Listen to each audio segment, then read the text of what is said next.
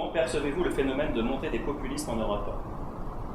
Je le perçois avec beaucoup d'inquiétude et je m'en rends compte tous les jours, y compris dans mon pays, la France. Il y a un mélange de nationalisme au sens large du terme, dont une faible proportion peut nous rendre fiers, mais il y a aussi une montée des extrêmes qui se rejoignent souvent, l'extrême droite, l'extrême gauche, et tout ça alimente le nationalisme, et ça existe malheureusement dans presque tous les pays européens, ce qui nous amène à un questionnement très négatif à propos de l'Europe, qui ne le mérite pas. L'Europe, c'est la solution à tout ça, c'est pas la cause. Il y a une crise économique, il y a des gens qui vont mal, il y a une pauvreté dans les pays, et tout ça alimente évidemment un nationalisme de revers, un nationalisme qui est nocif alors qu'il devrait être positif, puisque ce nationalisme serait trempé d'un nationalisme, si j'ose dire, ou en tout cas d'une valeur supérieure qui serait l'Europe. Soyons européens, arrêtons d'être français, allemands, c'est difficile, mais c'est comme ça, sinon nous ne compterons plus. Dans la globalisation, dans le problème du travail, de ce qu'on appelle la compétitivité, l'invention même, nous serons bientôt perdus, remplacés par des normes, battus, dépassés par de grands blocs, dont évidemment la Chine, dont évidemment l'Inde, dont évidemment l'Afrique, etc. C'est le moment de se ressaisir et de faire une Europe politique. Voilà mon sentiment. Quels doivent être les rôles respectifs des associations et des responsables politiques dans la lutte contre le racisme et l'antisémitisme?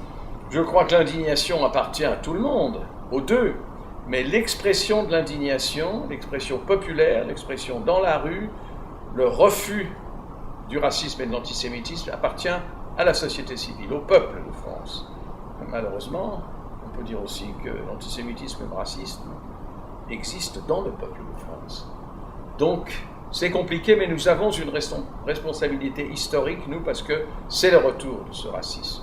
Plus encore. Alors, d'accord la crise, d'accord l'immigration, il faut bien régler tous ces problèmes, mais là aussi, alimentant un nationalisme dangereux, le racisme doit être combattu par les partis, par la société civile et bien sûr par les gouvernements. Il y a une loi.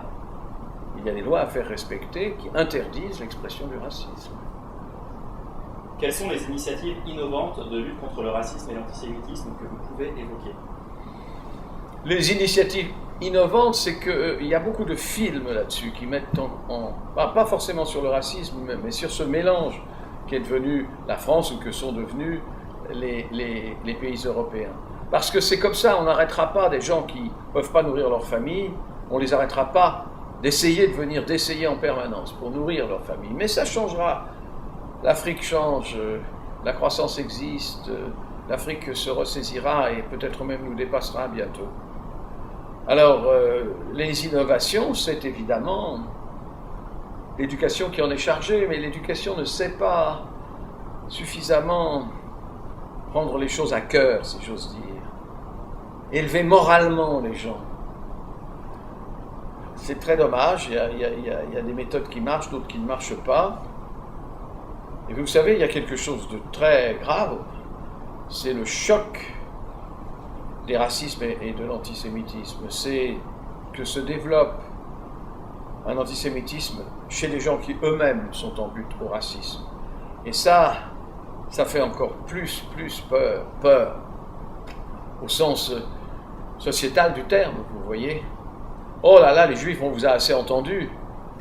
C'est nous qui souffrons maintenant. Et ce choc des mémoires, ce choc des cruautés, ce choc des racismes doit être combattu à tout prix.